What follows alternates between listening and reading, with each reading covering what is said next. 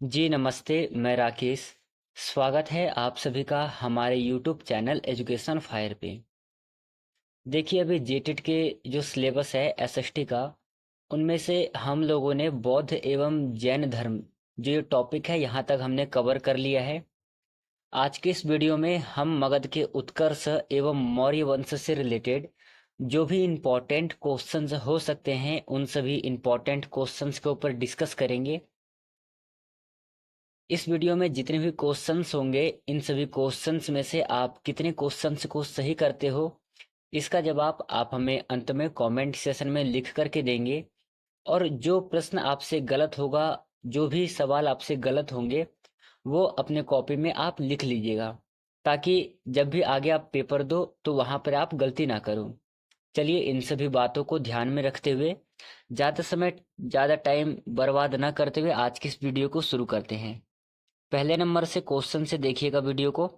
मगध के उत्कर्ष के पीछे कौन सा शासक प्रमुख था? नीचे आपको चार ऑप्शंस दे रखे हैं, इनमें से सही उत्तर कौन सा होगा?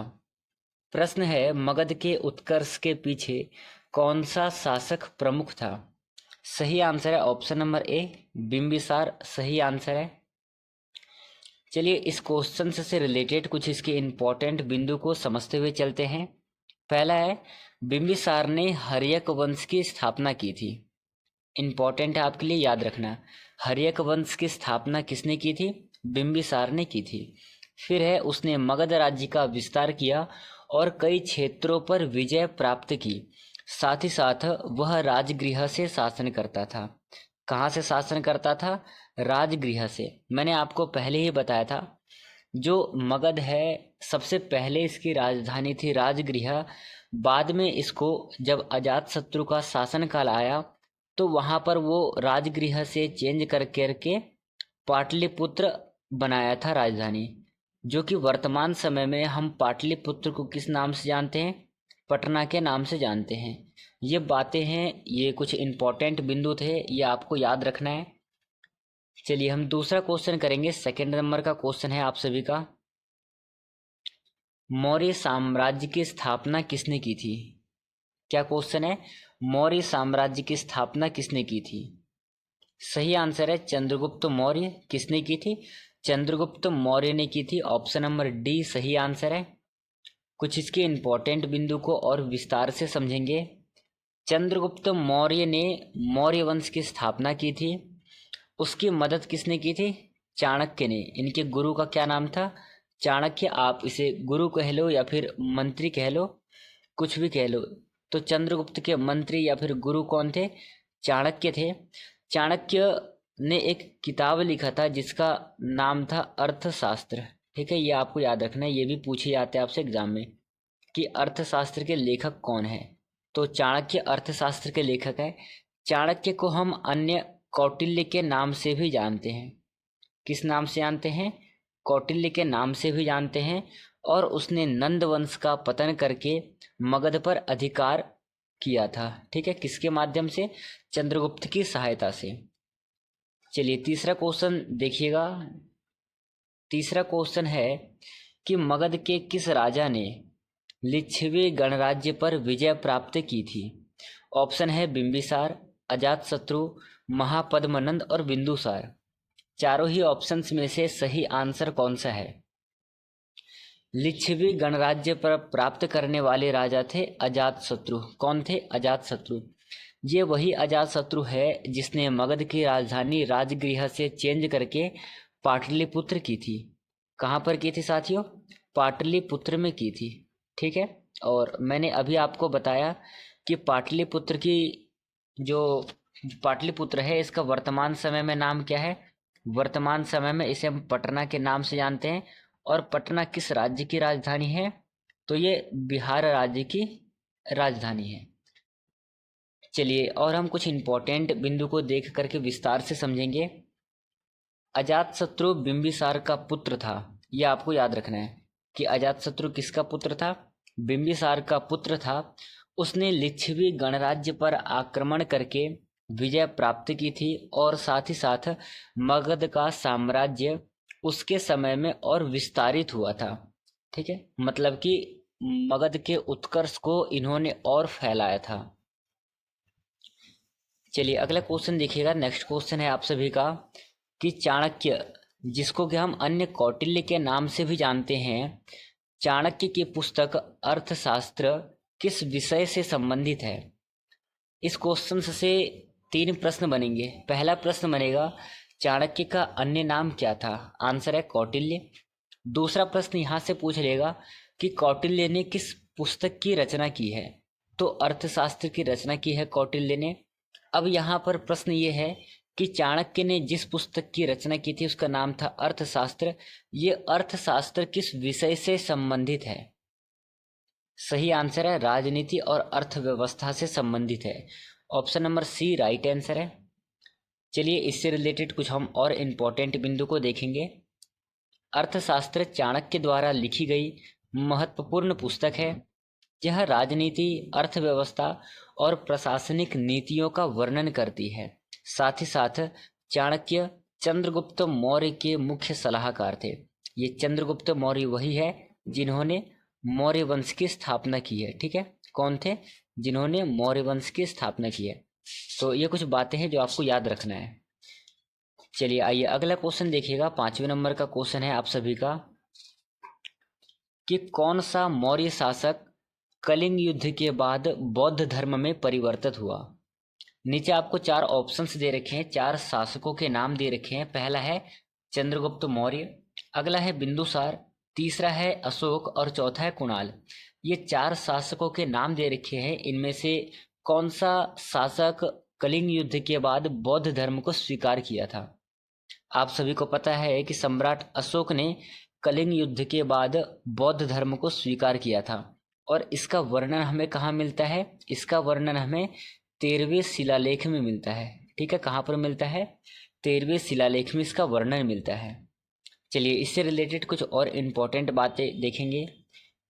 अशोक ने कलिंग युद्ध के बाद बौद्ध धर्म को अपनाया था। उसने अहिंसा और धम्म की नीति का प्रचार किया। साथ ही साथ यह युद्ध उसके शासन का महत्वपूर्ण मोड़ था। ठीक है, इसके बाद उन्होंने युद्ध नहीं किया, उन्होंने क्या किया? शांति का मार्ग अपनाया। किसका मार्ग अपनाया साथियों? शांति का मार्ग अपनाया था। चलिए अगला क्वेश्चन देखिएगा। 6ठे नंबर का क्वेश्चन है चंद्रगुप्त मौर्य ने किस विदेशी आक्रमणकारी को हराया था? ऑप्शन में है सिकंदर, सेल्यूकस निकेटर, दारियस और अलेक्जेंडर। आंसर है आपका ऑप्शन नंबर बी। किसको हराया था उन्होंने? तो सेल्यूकस निकेटर को हराया था। ऑप्शन नंबर बी सही आंसर है। इस क्वेश्चन से रिलेटेड कुछ और जो क्वेश्चंस बन सकते हैं उसे देखेंगे हम। चंद्रगुप्त मौर्य ने सेल्यूकस निकेटर को हरा करके पश्चिमी भारत का क्षेत्र अपने साम्राज्य में मिलाया। दूसरा है, इस जीत के बाद सेल्यूकस ने अपनी बेटी का विवाह चंद्रगुप्त से करवाया था। ठीक है, सेल्यूकस निकेटर ने अपनी बेटी का विवाह किसके साथ करवाया था? चंद्रगुप्त के साथ करवाया था। उसने 5 महत्वपूर्ण प्रांत मौर्य साम्राज्य को सौंपे थे। किसने? सेल्यूकस निकेटर जब अपनी बेटी का विवाह चंद्रगुप्त के साथ करवाया तो उसने 5 महत्वपूर्ण प्रांत को मौर्य साम्राज्य के हाथों में सौंप दिया था। और मैंने अभी आपको बताया कि मौर्य साम्राज्य के संस्थापक कौन थे? तो आपके हैं चंद्रगुप्त मौर्य, मौर्य वंश के संस्थापक है। चलिए अगला क्वेश्चन देखिएगा। 7वें नंबर का क्वेश्चन है अशोक ने अभिलेख किस लिपि में लिखे गए थे? अशोक के जो अभिलेख थे वो किस लिपि में लिखे गए थे? सही आंसर है ऑप्शन नंबर ए, ब्राह्मी लिपि में लिखे गए थे। ये क्वेश्चंस आपके सीटेड में कई बार पूछे गए हैं, इसलिए आपको इम्पोर्टेंट रूप से इसे ध्यान रखना है। अशोक के अभिलेख ब्राह्मी लिपि में लिखे गए थे। ठीक है, और इसके कुछ इम्पोर्टेंट बातें हैं जो कि नीचे दे रखा है। अशोक ने अधिकांशतः अभिलेख ब्राह्मी लिपि में लिखे गए हैं। कौन सी लिपि में लिखे गए हैं अशोक के अभिलेख? ब्राह्मी लिपि में लिखे गए हैं। यह अभिलेख पत्थरों और स्तंभों पर उत्कीर्ण किए गए हैं। साथ ही साथ पत्थर के साथ उत्कीर्ण करवाने के अलावा ये जो अभिलेख है ये अशोक की धम्म नीति और शांति संदेश को प्रचारित करती है। ठीक है, धम्म नीति और शांति संदेश को प्रसारित करती है। तो ये तीनों ही बिंदु आपके एग्जाम के लिए इम्पोर्टेंट है, आपको ध्यान रखना है। चलिए, ये आज का आपका बहुत ज़्यादा इजी क्वेश्चन है, मैं इसे कई बार इस क्वेश्चंस को करा रखा हूँ। अशोक के किस अभिलेख में कलिंग युद्ध का उल्लेख मिलता है? अभी जब आपने छठे नंबर क्वेश्चंस को किया तो मैंने वहाँ पर भी इसका वर्णन किया था। मैंने कहा था कि कलिंग युद्ध का जो वर्णन है वो 13वें शिलालेख में मिलता है। ऑप्शन नंबर बी सही आंसर है। कुछ इसके इम्पोर्टेंट बिंदु है जो कि आपको समझना चाहिए। 13वें शिलालेख में अशोक ने कलिंग युद्ध की विभीषिका का वर्णन किया है। किसका वर्णन किया है? कलिंग युद्ध का वर्णन किया है। इस युद्ध के बाद अशोक ने अहिंसा और बौद्ध धर्म की नीति अपनाई थी। ठीक है, अहिंसा और बौद्ध धर्म की नीति अपनाई थी। साथ ही साथ यह शिलालेख धर्म के प्रचार का प्रमाण है। किसका? धम्म के प्रचार का प्रमाण है। चलिए अगला क्वेश्चन देखिएगा। 9वें नंबर का क्वेश्चन है कि चंद्रगुप्त मौर्य के बाद मगध की राजधानी कहाँ की गई थी? आपको पता है कि चंद्रगुप्त मौर्य के बाद मगध की जो राजधानी स्थानांतरित की गई थी वो की गई थी पाटलिपुत्र। ठीक है, ऑप्शन नंबर ए सही है। कुछ इसके इम्पोर्टेंट बिंदु है, जैसा कि चंद्रगुप्त मौर्य के समय पाटलिपुत्र मगध की राजधानी बनी और पाटलिपुत्र महत्वपूर्ण प्रशासनिक और सांस्कृतिक केंद्र था। साथ ही साथ ये जो स्थान था ये कहाँ पे था? ये गंगा नदी के किनारे बसा हुआ था। कहाँ पर? गंगा के दक्षिण में, मान लीजिए आप, गंगा के दक्षिण में ये स्थान बसा हुआ था। चलिए आइए अगला क्वेश्चन देखिएगा। अगले क्वेश्चन की ओर बढ़ते हैं। 10वें नंबर का क्वेश्चन है, मौर्य साम्राज्य के किस शासक ने विदेशी राजपूत मेगस्थनीज का स्वागत किया था? इंपॉर्टेंट क्वेश्चन है। देखिए इसका सही आंसर होगा option number A, Chandragupta Maurya ने किया था। कुछ इससे रिलेटेड हम इंपॉर्टेंट बिंदु को और देखेंगे। जैसा कि आपको पता है कि मेगस्थनीज जो था ये एक ग्रीक राजदूत था जो कि चंद्रगुप्त मौर्य के दरबार में आया था। ठीक है, मेगस्थनीज कौन था? एक ग्रीक राजदूत था जो कि चंद्रगुप्त मौर्य के दरबार में आया था। ये जो मेगस्थनीज है इन्होंने एक किताब लिखा जिसका नाम है इंडिका। कौन सी किताब लिखा इन्होंने? इंडिका नामक बुक लिखी है जिसमें मौर्य साम्राज्य का वर्णन है और मेगस्थनीज ने पाटलिपुत्र की भव्यता का भी उल्लेख किया है। तो ये तीनों ही बिंदु आपके एग्जाम के लिए इम्पोर्टेंट हो जाएंगे। आपको तीनों ही बिंदुओं को ध्यान में रखते हुए चलना है। चलिए अगला क्वेश्चन देखिएगा। 11वें नंबर का क्वेश्चन है कि मौर्य साम्राज्य के किस शासक ने जैन धर्म अपनाया था? सही आंसर है option number A, Chandragupta Maurya. दो बातों को आपको ध्यान में रखना है। एक प्रश्न है कि किसने बौद्ध धर्म को स्वीकार किया था?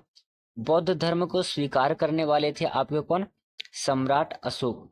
सम्राट अशोक ने बौद्ध धर्म को स्वीकार किया था और चंद्रगुप्त मौर्य ने जैन धर्म को स्वीकार किया था, जैन धर्म को अपनाया था। तो इन दोनों ही सवालों में, दोनों ही क्वेश्चंस में आपको डिफरेंट पता होना चाहिए।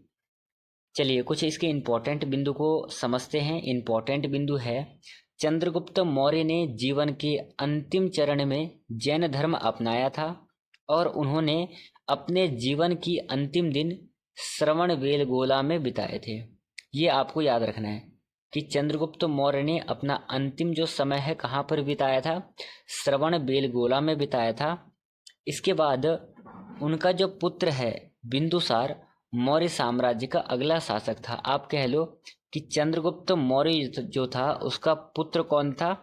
उसका पुत्र था बिंदुसार और बिंदुसार का जो पुत्र था वो कौन था? बिंदुसार का पुत्र था सम्राट अशोक। तो ये आपको ध्यान रखना है। चलिए अगला क्वेश्चन देखिएगा। 12वें नंबर का क्वेश्चन है, अशोक के किस शिलालेख में धम्म नीति का वर्णन मिलता है? अशोक के किस शिलालेख में धम्म नीति का वर्णन मिलता है? सही आंसर है 7वें शिलालेख में हमें धम्म नीति का वर्णन मिलता है। कुछ इसके इम्पोर्टेंट बिंदु है जो कि आप लोगों को पता होना चाहिए। इम्पोर्टेंट बिंदु है 7वें शिलालेख में अशोक की धम्म नीति का उल्लेख है।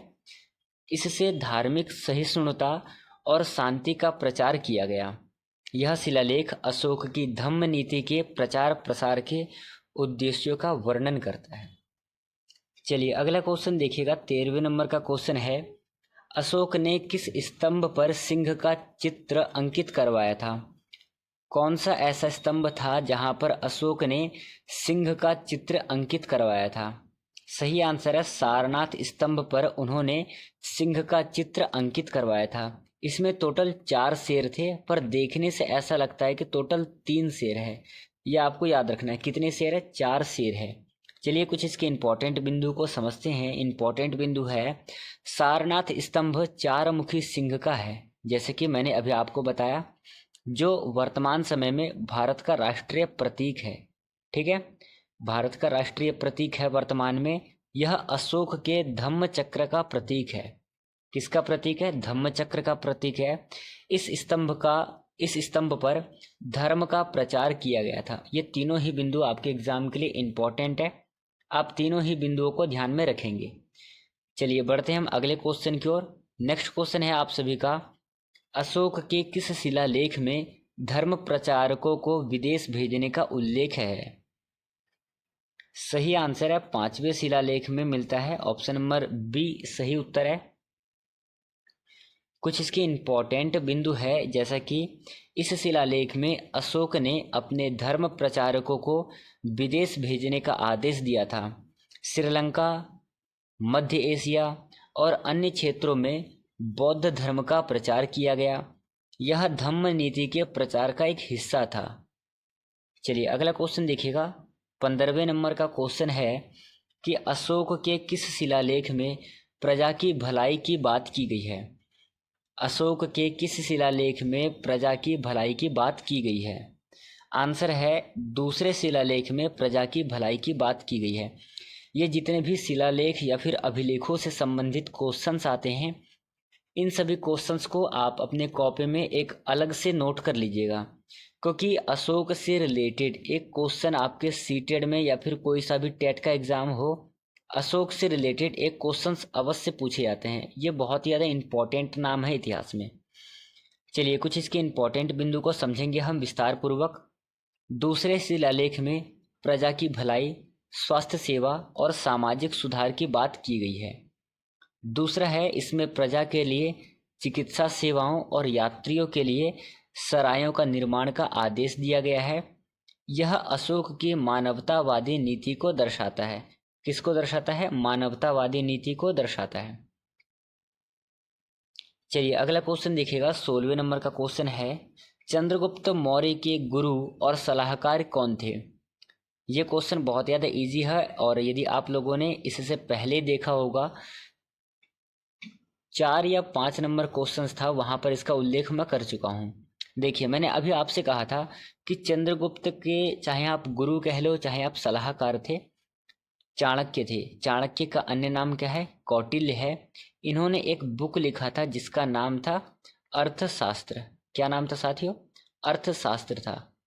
ठीक है, ये आपको ध्यान रखना है। चलिए कुछ इसके इंपॉर्टेंट बिंदु को देखेंगे। इंपॉर्टेंट बिंदु के रूप में है कि चंद्रगुप्त जो थे, चाणक्य ने नंद वंश के पतन में महत्वपूर्ण भूमिका निभाई है। चाणक्य की नीति और कूटनीति ने चंद्रगुप्त मौर्य को मौर्य साम्राज्य स्थापित करने में मदद की। ये इंपॉर्टेंट है। चाणक्य की रचना अर्थशास्त्र जो है राजनीति और प्रशासन की महत्वपूर्ण पुस्तक है। ये तीनों ही बिंदु आपके एग्जाम के लिए इंपॉर्टेंट है, आपको ध्यान में रखना है। चलिए अगला क्वेश्चन देखिएगा। नेक्स्ट क्वेश्चन है, अशोक ने किस शिलालेख में धर्म विजय की नीति को बढ़ावा दिया है? नीचे आपको 4 ऑप्शंस दे रखे हैं। इन सभी ऑप्शंस में से कौन सा ऑप्शन सही होगा? आंसर है आपका option number D right answer है 17वें नंबर क्वेश्चन का। 13वें शिलालेख में उन्होंने धर्म विजय की नीति को बढ़ावा दिया है। ऑप्शन नंबर डी सही आंसर है। कुछ इसके इंपॉर्टेंट बिंदु को और विस्तार पूर्वक समझेंगे। इंपॉर्टेंट बिंदु है कि 13वें शिलालेख में अशोक ने कलिंग युद्ध की विभीषिका का वर्णन किया है। उसने कहा कि उसने धर्म विजय मतलब कि धम्म को युद्ध विजय से श्रेष्ठ माना है। धर्म की विजय जो है वो युद्ध विजय से श्रेष्ठ है। और इन्होंने अंतिम में क्या कहा कि इस शिलालेख में शांति और अहिंसा की नीति को प्रमुखता दी गई है। चलिए अगला क्वेश्चन देखिएगा, 18वें नंबर का क्वेश्चन है कि किस मौर्य शासक को देवानाम प्रिय और प्रियदर्शी कहा जाता है। यह आपके एग्जाम के लिए इंपॉर्टेंट है। किस मौर्य शासक को देवानाम प्रिय और प्रियदर्शी कहा जाता है। आंसर है ऑप्शन नंबर सी, अशोक को देवानाम प्रिय और प्रियदर्शी के नाम से जाना जाता है। क्यों जाना जाता है, इसके कुछ इंपॉर्टेंट बिंदु हम देखेंगे। अशोक को उसके अभिलेखों में देवानाम प्रिय और प्रियदर्शी के रूप में संबोधित किया गया है। वह अपने धम्म के प्रचार के लिए प्रसिद्ध था। अशोक ने बौद्ध धर्म को अपनाया और इसे व्यापक रूप से फैलाया भी। आपने सुना होगा कि इन्होंने अपनी बेटी और बेटा को कहाँ भेजा था, श्रीलंका भेजा था। कहाँ पर भेजा था, श्रीलंका भेजा था। किसके लिए, बौद्ध धर्म के प्रचार के लिए। चलिए अगला क्वेश्चन देखिएगा, नेक्स्ट क्वेश्चन है आप सभी का, कलिंग युद्ध के बाद अशोक की किस नीति का प्रचार किया गया। अशोक के कौन सी नीति का प्रचार किया गया था कलिंग युद्ध के बाद में। मैंने अभी आपको बताया कि धम्म नीति का प्रचार किया गया था। कुछ इसके इंपॉर्टेंट बिंदु को समझेंगे और विस्तार पूर्वक हम। इंपॉर्टेंट बिंदु है कि कलिंग युद्ध के बाद अशोक ने हिंसा का परित्याग कर धम्म नीति को अपनाया, बिल्कुल सही बात है। दूसरा है उसने अहिंसा, सहिष्णुता और धार्मिक सह अस्तित्व की नीति का प्रचार किया। साथ ही साथ धम्म नीति में सामाजिक और नैतिक सुधारों पर भी ध्यान केंद्रित किया। चलिए अगला क्वेश्चन देखिएगा, ये अगला क्वेश्चन है आप सभी का, अशोक के शासनकाल में बौद्ध धर्म का प्रचार किस दिशा में हुआ था। आंसर है आपका मध्य एशिया और श्रीलंका में हुआ था। ठीक है, कहाँ पर हुआ था, मध्य एशिया और श्रीलंका में। कुछ इसके इंपॉर्टेंट बिंदु है जो कि है,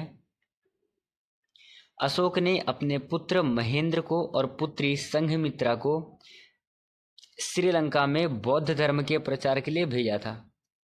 यह आपके लिए इंपॉर्टेंट है। दूसरा है उसने शासन काल में बौद्ध धर्म मध्य एशिया तक फैला। साथ ही साथ धम्म के प्रचारक विभिन्न देशों में भेजे गए, जिनमें तक्षशिला, श्रीलंका और दक्षिण भारत प्रमुख थे। ये 3 नाम आपको नोट करके रखना है। चलिए ये रहा आज का आपका अगला क्वेश्चन और अंतिम क्वेश्चन है। इससे पहले, इस क्वेश्चंस को करवाने से पहले मैंने जैसे आपसे कहा था कि आप इन सभी क्वेश्चंस में से कितने क्वेश्चंस को सही करते हो, इसका जवाब आप हमें अंत में कमेंट सेशन में देंगे। तो बताइए अभी तक आप लोगों ने कुल कितने क्वेश्चंस को सही किया है। देखिए सभी अपना अपना जो स्कोर है कमेंट सेशन में शेयर करेंगे। हम अगला क्वेश्चन करते हैं, अशोक के किस शिलालेख में पशुओं की हत्या और बलि देने पर रोक लगाई गई है। ध्यान से पढ़ना क्वेश्चंस को। अशोक के किस शिलालेख में पशुओं की हत्या और बलि देने की प्रथा पर रोक लगाई गई है। आंसर है आपका पहले शिलालेख में, ऑप्शन नंबर डी सही उत्तर है। तो चलिए आज का जो ये टॉपिक था आपका मगध के उत्कर्ष एवं मौर्य वंश से रिलेटेड, आज के इस टॉपिक को हम यहीं पे समाप्त करते हैं। कल का जो टॉपिक है वो नया टॉपिक होगा और कल के टॉपिक में हम आपसे मिलेंगे ऐसे ही इम्पोर्टेंट क्वेश्चंस के साथ। चलिए स्वस्थ रहिए, मस्त रहिए, मिलेंगे कल की वीडियो में।